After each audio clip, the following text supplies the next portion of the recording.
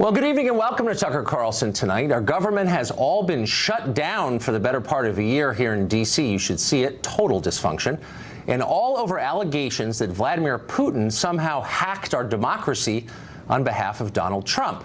Yet after all this time, the only actual crime that have surfaced during the course of this scandal appear to have been committed not by the president, but by his opponents, who have leaked reams of classified material in order to hurt him. That's a felony, by the way, and it's happened a lot, some weeks almost every day. The latest example comes from the National Security Agency, the NSA. A 25-year-old contractor with the name Reality Winner, supposedly her real name, is accused of leaking classified surveillance of Russian hackers. Now, the document suggests an effort to penetrate U.S. election software, though not to change vote totals. Not that details matter in this case. The whole thing just sounds sinister. And that, of course, was the point of the leak, to add to the perception that Trump is somehow a foreign agent. Now, Reality Winner seems like the kind of person who might want to make that point. Take a look at her Twitter account. It contains an almost constant stream of attacks on the president she works for, or did until today. In February, she protested Trump's travel ban on Twitter by declaring that, quote, the most dangerous entry to this country was the orange fascist we led into the White House. She later tweeted that Kanye West, quote, you should make a shirt that says being white is terrorism. She retweeted Kurt Eichenwald, remember him? His tweet demanding a redo of the election and suggesting that Trump had KKK sympathies. Quote, why burn a flag Donald Trump thinks crosses burn much better? Now, this is obviously an intemperate political activist. How did she get a security clearance? We could ask the same question about a lot of people working in government right now, especially in our vast and unelected intelligence bureaucracy. Many of them hate the president. Now, that's happened before in other administrations. People just disagree with the new guy. And when that does happen, those with integrity resign their jobs and they speak their minds in public, maybe even run for office themselves. That's how a healthy democracy operates and has for a long time, but no longer. Unwilling to give up cushy government gigs in the name of principle, they have taken the cowardly route, one that's destroying not just the administration, but making the government impossible to run. Now, for the record, not all leaks are bad, even those that hurt politicians we might support or you might support. The public does have a right to know a lot more than it does. Trust us. But these specific leaks aren't designed to help, and they're not helping. They're not attempts by whistleblowers to alert the public to secret crimes. They haven't exposed a single illegal act. They're not about transparency. They are propaganda. They're selectively released to serve a political agenda, a specific one. The permanent political class in Washington hates the democratically elected president. That's what this is about, and it's making the country impossible to govern. Because even government officials need some level of privacy or they can't do their jobs. They can't think clearly. They can't speak honestly. They can't trust that their plans will remain veiled for a time, because they need to. Everybody knows this, and that's why normal people don't publish their emails online for everyone else to read, though at this rate, they may be published anyway, including yours. We're joined now by Brian Dean Wright. He's a former CIA officer, and Crystal Ball, a former congressional candidate and a senior fellow at the New Leaders Council. So, Brian, you worked over there, and it seems like a lot of these leaks are coming from government employees in the intel community, and they seem reckless. Is that perception right? There's no doubt about that. Yeah, look, we have been warning about this, those of us who have served and are seeing these leaks over the past 6 months increase in volume and severity. The challenge that we face in the intel community is this. People believe that they are the judge, jury, and executioner of our political process. It's not all spies. In fact, it's the vast majority of folks. They're not doing this. They're doing their good work. But there are these people, and they need to be properly vetted. In this case, it just wasn't done. You think? A 25-year-old political activist who almost immediately gets security clearances, did anybody look at her social media accounts? Like, how could that happen? Well, it sure should have. And if it didn't, and in this case, clearly it didn't, I guarantee you the security folks, to include the polygraphers, are going back over how in the heck she got through and why they didn't vet her information. I can guarantee you that's happening tonight. Yeah, well, I certainly hope so. Easier in hindsight. Crystal, I'm not against all leaks. I benefited from many of them. I think the public has a right to know much more than it does. I mean that. Yeah. They hide too much from us, and it's our country. But these leaks are not designed to inform the public. They're designed to topple the administration, and they paint a picture that is not complete. It's selective, and I think it's misleading and inaccurate. What's the point of them other than to hurt the guy in charge?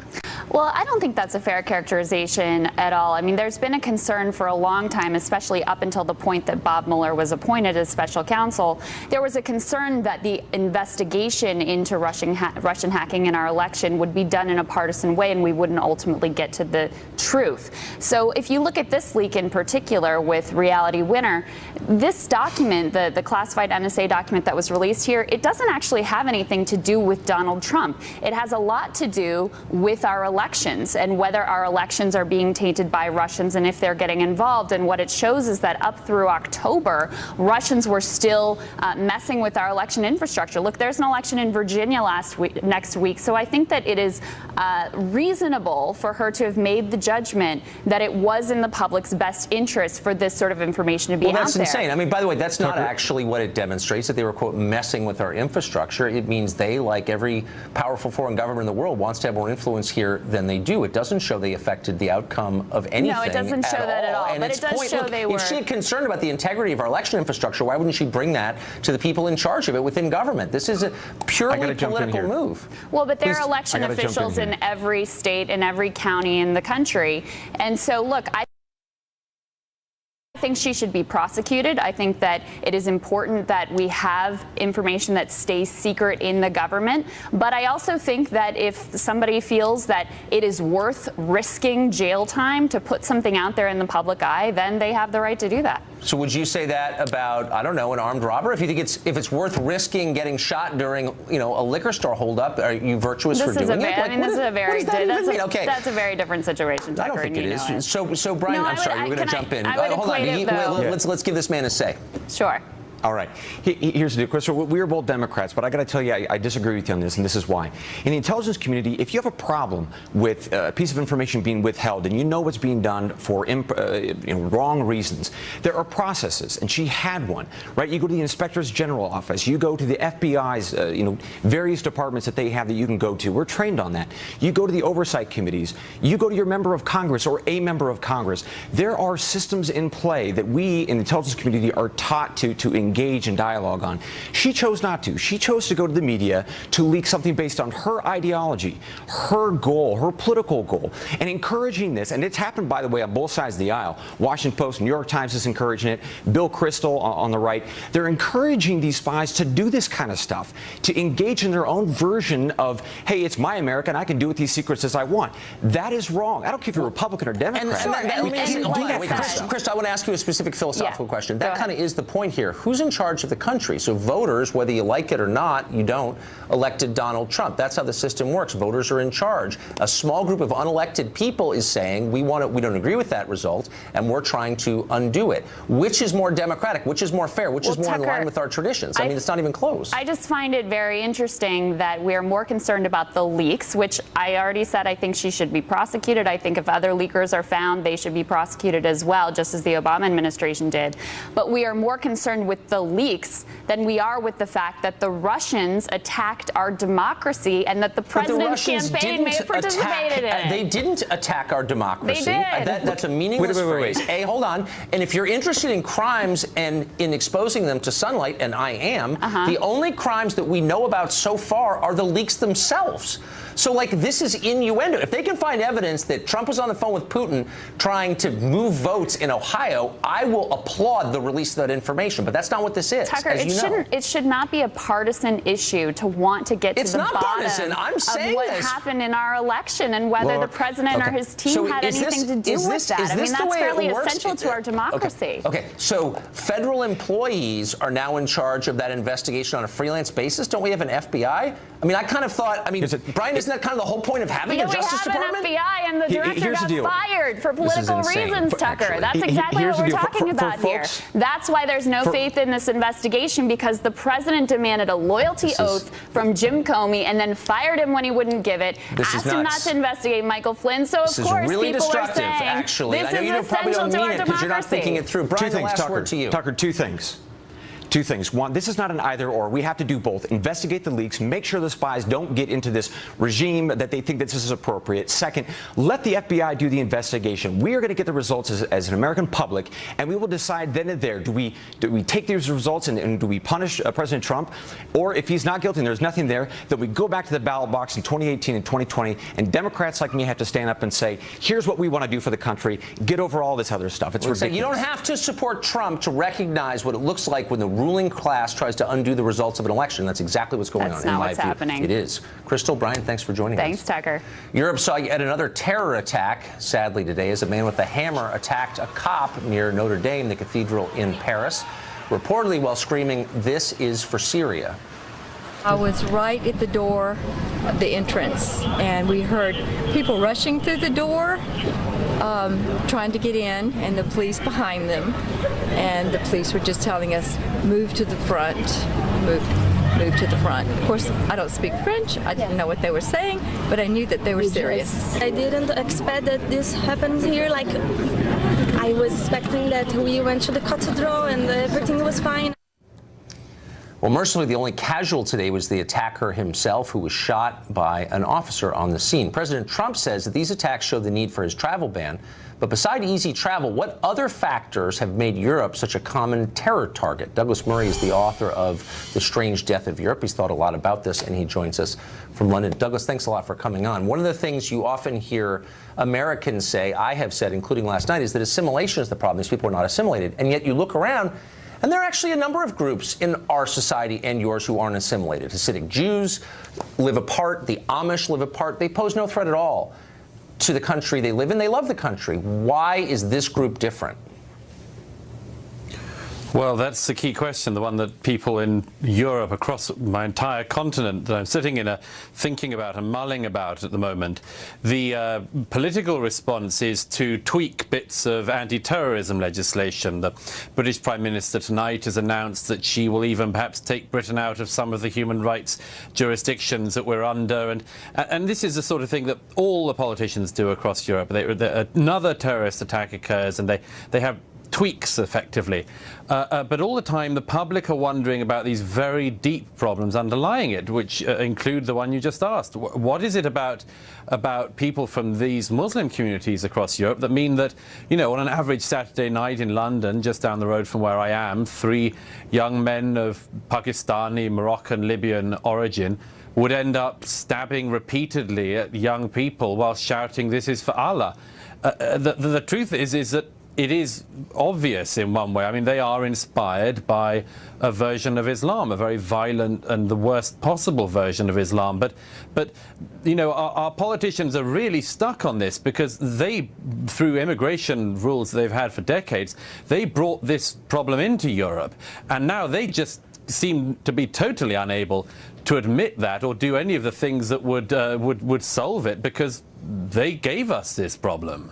And against all evidence, they lie about the motive. So if you want to know why someone's doing something, Yes. The first step is to ask him why you're doing this. I want to put up on the screen quotes from an Islamist magazine. These were printed directly after the Orlando nightclub attack here in the United States, and they say it really clearly. We hate you first and foremost because you are disbelievers. That's about as clear as it could possibly be.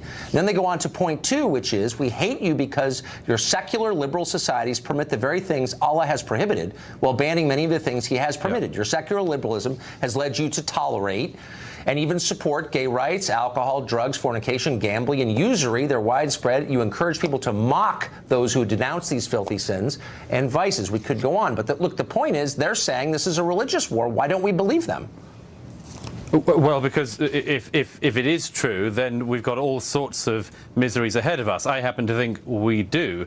But, you know, in the meantime, we're in this transition phase in Europe. You know, I just came from a public debate I was doing in Westminster tonight. And, you know, the people are still, although things are moving, they are still in that sphere where it's, you know, they're saying, you know, what has our foreign policy done that might have caused this? Or, you know, if a guy comes from Pakistan, as one of the attackers on Saturday night did, I don't think much of our country's Pakistani foreign policy could be blamed on this. You know, people are sort of almost reaching out to find any reason other than the one that's staring them in the face. Because, as I say, again, there's this issue. It came up in Manchester 2 weeks ago.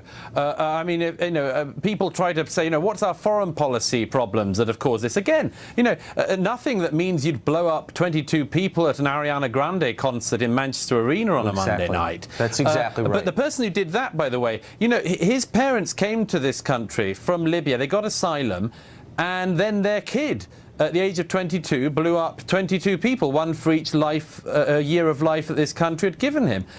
And those are the questions that our politicians are just totally incapable, for the time being, of addressing. And so we have this terrible and growing vacuum. I want to go back quickly to something you just said, because I thought it was provocative. You said, if the obvious is true, if what they say about their own motives turns out to be true, it spells a tough time ahead. What does that mean exactly? Well, let me give you a quick example. I mean, we all know that it's a tiny number of actual people from the Muslim communities who are going to carry out a terrorist attack. But 2 polls last year, one in April last year, one in December, by very reputable organisations, showed that in one poll, a half, and in the other, 2/3 of British Muslims said they would not go to the police if somebody they knew was involved in ISIS-like groups.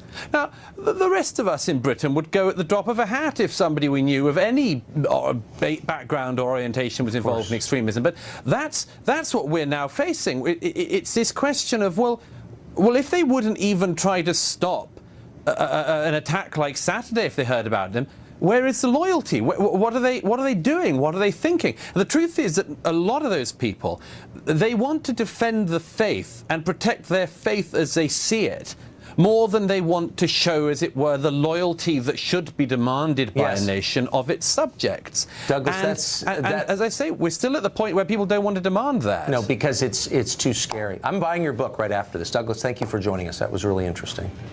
Good to be with you. Jared Kushner is the latest target of leaks by unnamed sources hoping to bring down the Trump administration. Britt Hume says the entire story is a joke. He'll be here to explain why. Also, celebrities coming to the defense of Kathy Griffin. Someone has to. We'll show you what they said just ahead. Hume tells us this story, actually, to borrow a phrase from Hillary Clinton, may be a nothing burger. He joins us in the studio tonight. Britt, there's less here than meets the eye? Well, some months ago, around February the 10th to be exact, the Washington Post published a story about Jared Kushner and his diplomatic undertakings, in which they discussed, particularly as regards Mexico, he'd opened a channel to Mexico, a back channel indeed was discussed in the article, and it talked about how helpful he was being to the Trump administration, how he was known and trusted by a number of foreign leaders, and that he was kind of the foreign policy guy. In the story, it was all very favorable to Kushner. So later on we find out in this subsequent story that yes, indeed, the activities extended, although they never made mention of the earlier favorable story in the Washington Post, that he had discussed with the Russian ambassador, who is very much, it should be noted, a man about town who has consultations and conversations with officials at many levels, and the Washington ambassador in Washington, for as long as I can remember, has always been very much a well-known man about town that everybody saw, and he wasn't considered, and he is what he is. He's basically a diplomat.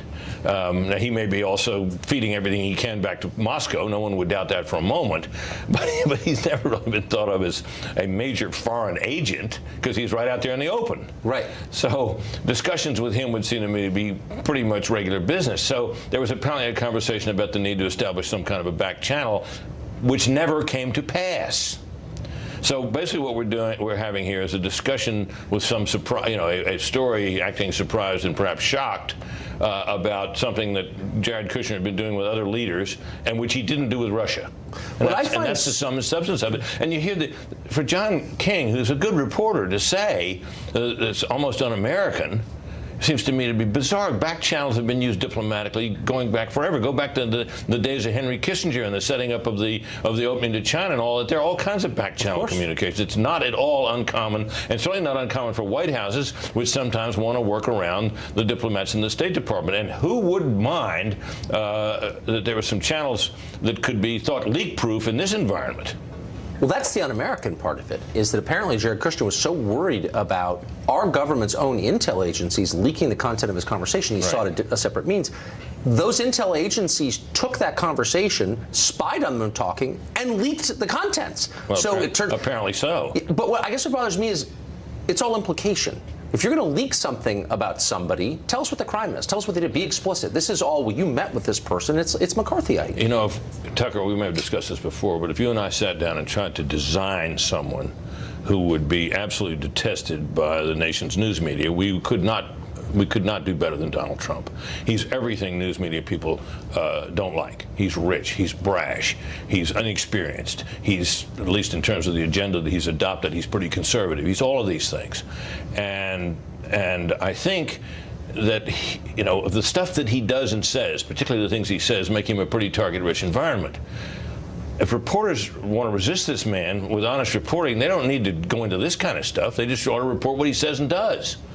It just seems to me the effects of this story in particular, which is why I'm so focused on it, are potentially much bigger than your average political story. Russia is a real country with a lot of nuclear weapons and a major player in a lot of world events.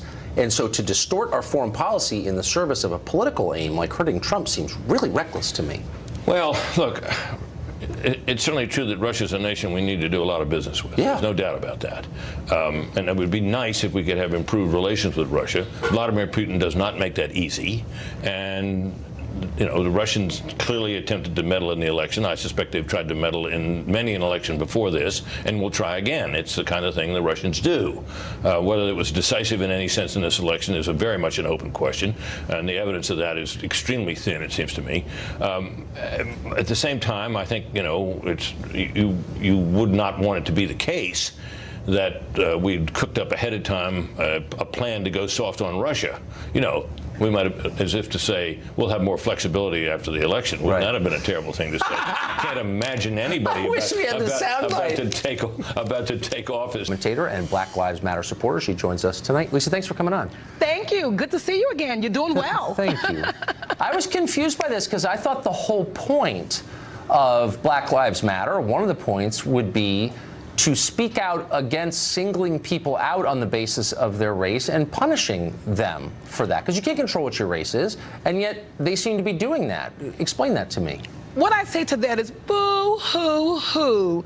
You white people are angry because you couldn't use your white privilege card to get invited Lisa. to the Black Lives Matters All Black Memorial Day celebration. Wow. Let me contextualize that for you. Memorial Day was created by... First of all, I don't want you to contextualize. Oh, I need to contextualize it because Memorial Day was created by black former slaves in 1865 to honor those individuals who were Union soldiers who fought and died for our freedom. So Black Lives Matter, in that same vein, decided to get together with black folks. I'm not going to let you filibuster past my question. To make sure that black folks were celebrated for being murdered by racist terrorists. I don't want to shut this down, but I will. Okay.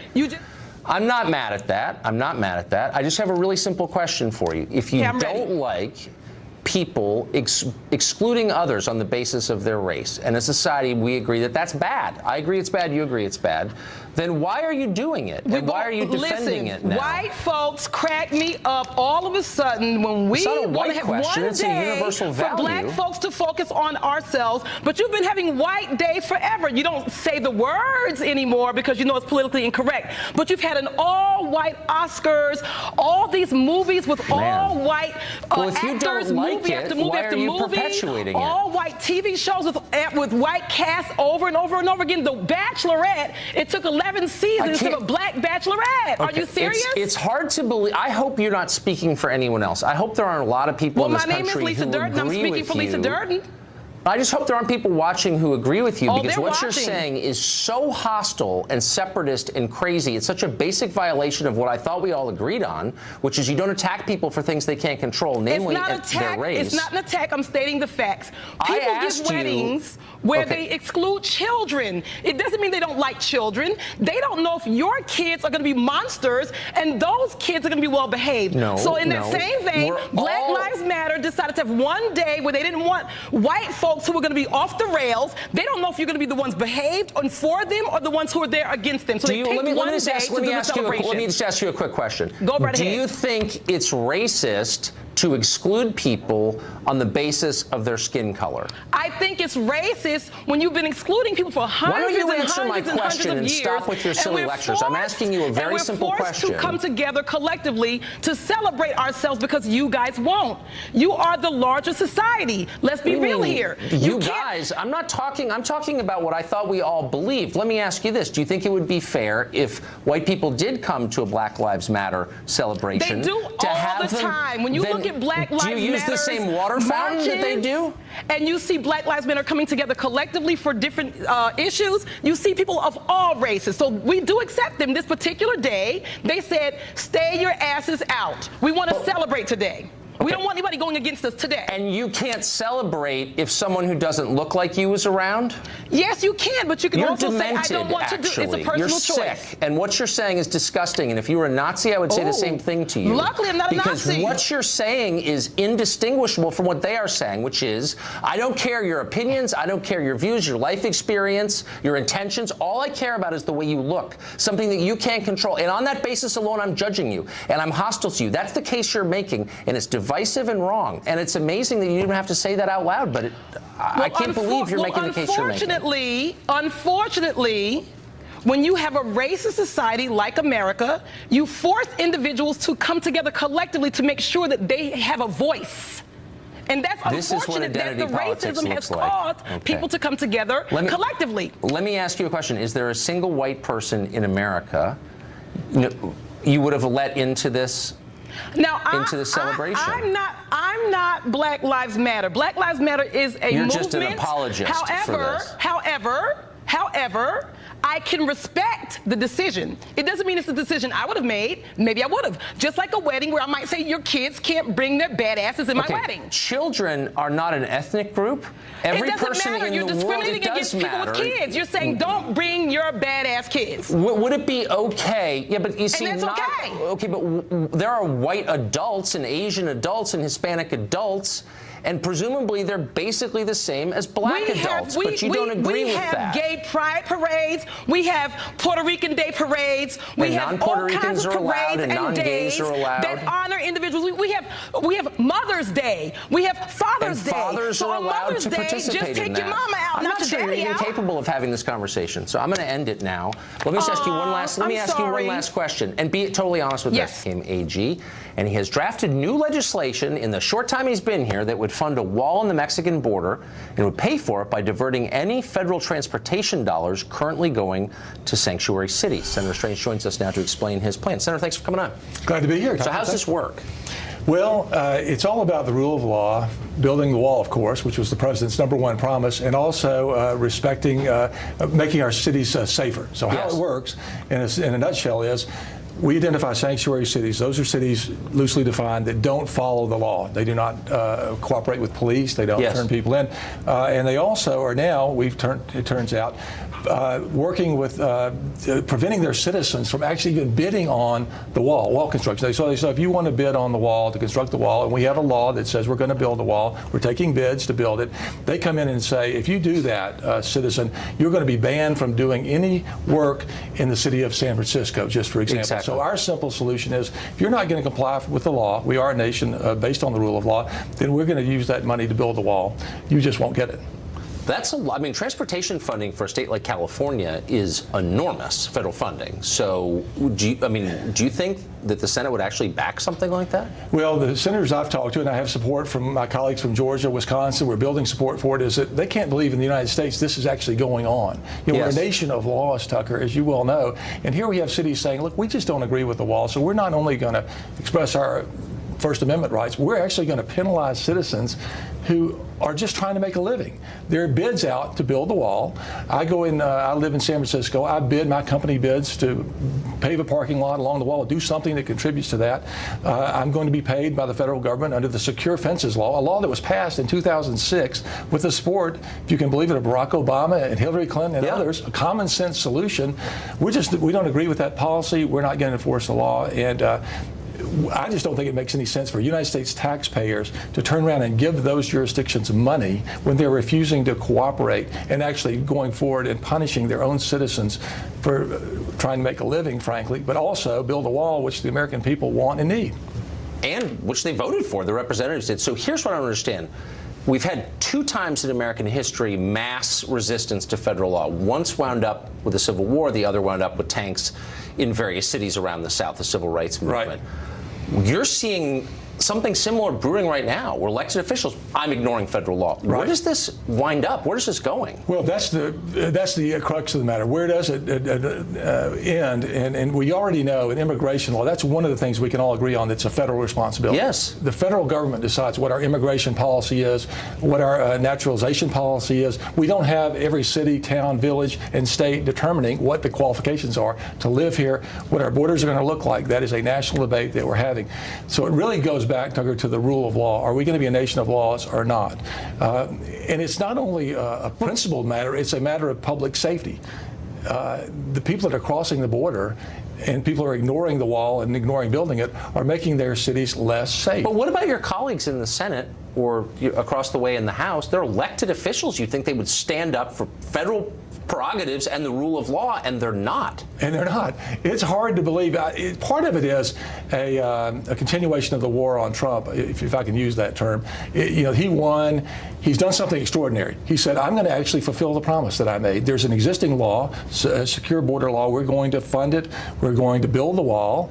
We're not only going to do that, we're going to, thanks to the great work of Jeff Sessions, we're going to enforce our laws. Yeah. What if just a simple solution to the immigration problem, for starters, is to enforce the existing laws on the books? They've said they're going to do that. That sounds like a novel thought, no, doesn't it does. And you know what's happened? Because they've just said that, and they're actually doing it. But they've made it clear, and that message doesn't just go to the border. It goes south of the border. It goes all throughout Central America. We're going to enforce the laws on the books in the United States. Illegal border crossings are down almost 40% in this country just since. I'm kidding.